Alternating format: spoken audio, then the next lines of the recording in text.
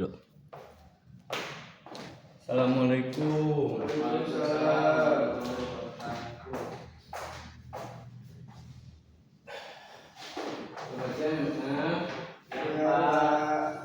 Alhamdulillah.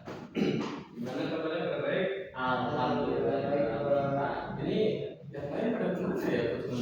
Ada dua. Pada izin Bapak. Izin kemana? Ikut lomba Bapak. Lomba itu deh yang lomba olahraga ya? Iya. Lomba futsal. Pialum. Kalau yang ikut camping itu berapa orang? Tidak tahu saya Pak. Hapin Pak, Hapin Ya, semuanya Pak, 3 orang kayaknya. Ada nanti ditulis aja, Ya. dicatat. Ya Pak, siap. Nah, sebelum kita mulai pembelajarannya, kita duluan dulu ya. Kita baca dulu saja Robi Surah ya. Kita mulai. Bismillahirrahmanirrahim. Rabbis sholli sholli wa yassir li amri wahlul 'uqdatam min lisani yafqahu qawli.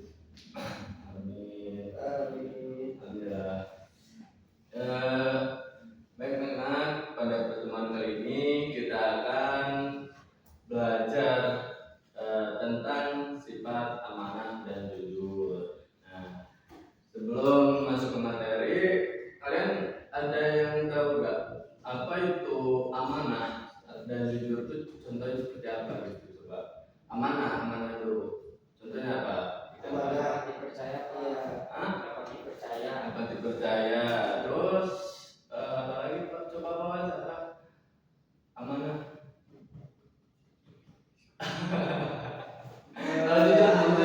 Jujur berarti tidak bohong Bapak. Ya, itu udah pasti ya. Sudah bohong. Baik, kita terus ya. Nah, tadinya Bapak mau pakai itu mau bikin PowerPoint ya, tapi kayaknya ini udah lama soalnya tadi udah dicoba juga ada. Alirannya Pak, aduh. Oh, Di lampu, Pak. Dari pemadaman listrik ya? Iya Pak. Coba Bapak aja. Ini aja nanti lihat di laptop Bapak aja. Nah, jadi yang dimaksud dengan amanah adalah pemenuhan hak-hak oleh manusia baik terhadap Allah Subhanahu wa taala, orang lain, dan bertanggung jawab terhadap kepercayaan yang diterimanya untuk dilaksanakan dengan sebaik-baiknya. Jadi, yang dimaksud dengan amanah itu ketika kita diberi tanggung jawab atau diberi kepercayaan, itu kita harus menjaganya. Halnya seperti ketika kita meminjam buku ke perpustakaan, maka langkah baiknya kita harus mengembalikannya segera mungkin. Jadi tidak boleh diberikan kepada orang lain. Contoh misalnya Pawas nih meminjam buku ke perpustakaan, kan, tetapi sebelum Pawas mengembalikannya, teman Pawas, Ripa, ingin meminjamnya. Terus sama Pawas tadi berilah kepada Ripa dan kata Pawas kayak gini, nih saya pinjemin, tapi emang kamu balikin ke perpus. Nah itu tandanya tidak amanah. Nah, sebagaimana yang tulis yang ada di dalam Al-Quran ya. Nah, ada surat An-Nisa ayat 58. Coba siapa yang mau baca? Ini, aduh, Sama saya Bapak. ya bebas siapa aja nih yang mau nih. Bismillahirrahmanirrahim. Innallaha ya'murukum an tu'addul amanati ila ahliha wa idza hakamtum bainan nasi an tahkumu bil 'adl. Innallaha ni'ma ya'idukum bih. Innallaha kana sami'an basira. Artinya Pak, Sudah, artinya sesungguhnya Allah menyuruh kamu menyampaikan amanah kepada pemiliknya. Apabila kamu menetapkan hukum di antara manusia, hendaklah kamu tetapkan secara adil. Sesungguhnya Allah memberi pengajaran yang paling baik padamu. Sesungguhnya Allah Maha mendengar lagi Maha melihat. Surat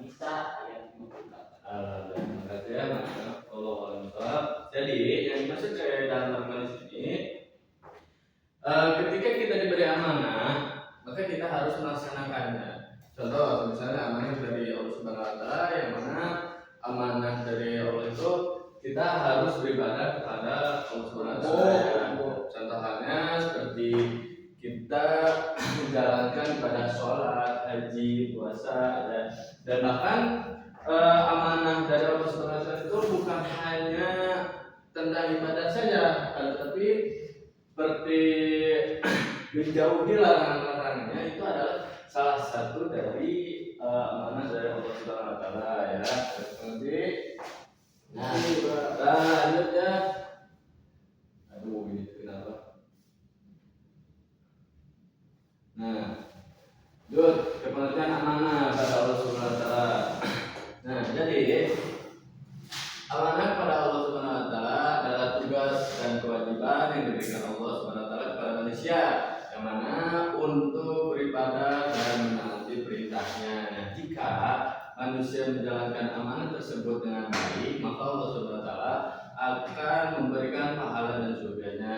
Sebaliknya, kalau misalnya manusia mengingkarinya, maka Allah Subhanahu Wa Taala akan maka manusia akan mendapatkan dosa dan akan dimasukkan ke dalam neraka. Ibadah kepada Allah Subhanahu Wa Taala itu tidak hanya berupa ibadah khusus seperti sholat, puasa, dan haji, akan tetapi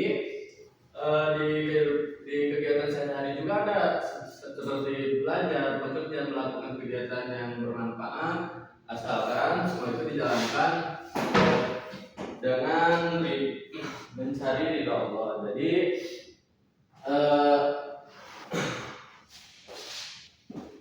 ibadah yang dimaksud di sini itu bukan hanya seperti ibadah yang sudah pada umumnya, ya. Berbukan hanya ibadah sholat saja gitu, bukan hanya ibadah sholat, puasa, zakat dan berhaji saja, tetapi di dalam kegiatan sehari-hari juga kita bisa melakukan ibadah dan bisa memunculkan yang namanya nilai ibadah. Contohnya seperti kalian nih, kalau misalnya membantu orang lain, nah itu juga adalah suatu ibadah, kan? Tetapi kalian itu ketika membantunya itu harus ada niat dengan ridha Allah Subhanahu Wa Taala, tidak dibarengi dengan niat ingin terpuji atau ingin terlihat baik lah gitu, tidak boleh riya gitu ya. Nah, amanahnya ketika kita diberi tanggung jawab, maka kita harus melaksanakannya dan tidak boleh mengingkarinya. Contohnya seperti kalian ketika kalian disuruh misalnya, ya, contoh kecilnya, kalau misalnya kalian bapak nih menyuruh kepada bos tolong sampaikan kepada KM-KM yang lain bahwa setelah pelajaran bapak akan ada kumpulan KM-KM setiap kelasnya akan, tapi bapak itu tidak disampaikan. Nah, itu adalah sebuah pengingkaran amanah, ya. Nah, contohnya seperti ini, melaksanakan salat lima waktu dengan tepat. Nah, lanjut langsung ada amanah kepada sesama manusia. Coba tolong baca. Amanah kepada sesama manusia. Amanah kepada sesama manusia adalah segala sesuatu yang dipercayakan oleh orang lain kepada kita, baik berupa benda ataupun materi, maupun kepercayaan dan tanggung jawab non materi. Amanah tersebut harus dijaga dan dilaksanakan dengan baik, karena setiap amanah akan dimintai pertanggungjawaban baik di dunia maupun di akhirat. Contoh amanah itu kepada manusia contohnya yaitu mengembalikan barang pinjaman tepat waktu dan dalam keadaan baik. Terima kasih ya. Nah, jadi amanah kepada manusia seperti tadi yang dapat sampaikan, ya, di awal, bagaimana amanah kepada manusia itu ketika kita diberi tanggung jawab atau ketika kita diberi kepercayaan, maka kita tidak boleh mengecewakannya. Hal kecilnya atau ketika kita diberi atau disuruh mengembalikan barang dengan tepat waktu, maka kita itu harus mengembalikannya dengan tepat waktu. Kalau misalnya kita tidak mengembalikannya dengan tepat waktu atau sesuai perjanjian, maka kita telah mengingkari atau telah melanggar amanah tersebut, ya. Nah,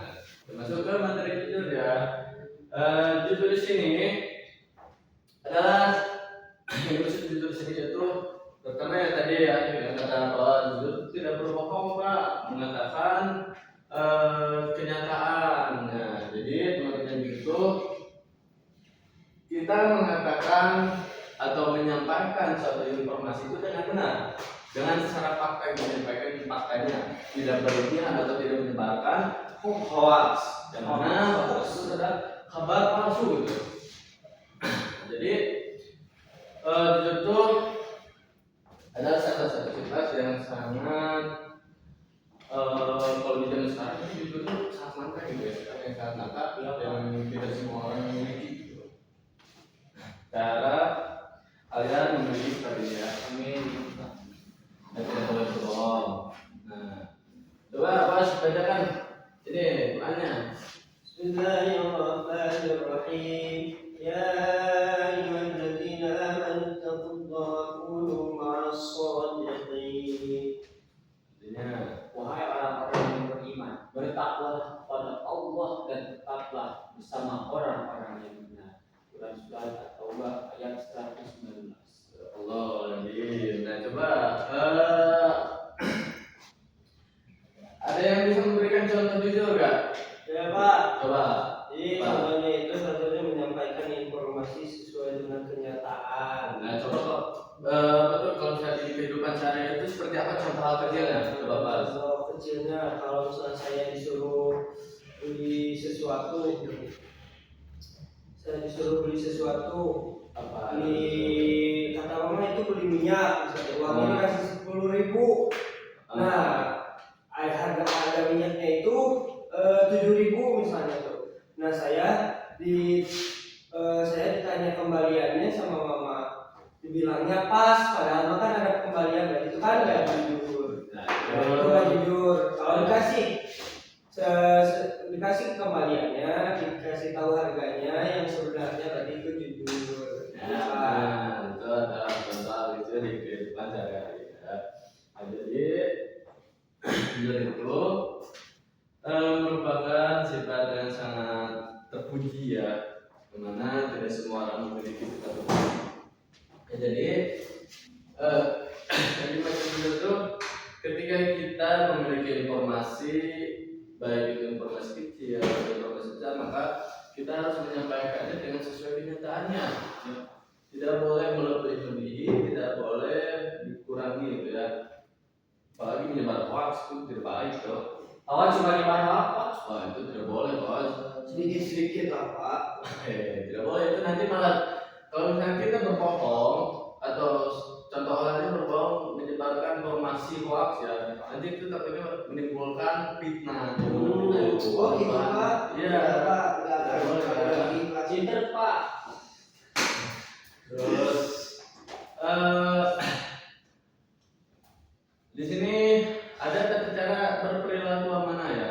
Yang mana yang pertama meyakini bahwasanya amanah merupakan titipan belaka sehingga tidak mempunyai hak untuk memiliki. Nah, jadi amanah itu ya kita harus mempunyai rasa meyakini bahwasanya barang tersebut itu bukan milik kita sendiri. Yang mana barang tersebut itu milik orang lain, jadi kita harus mengembalikannya ya, terus menyadari bahwa setiap amanah harus dipertanggungjawabkan baik di dunia maupun di akhirat.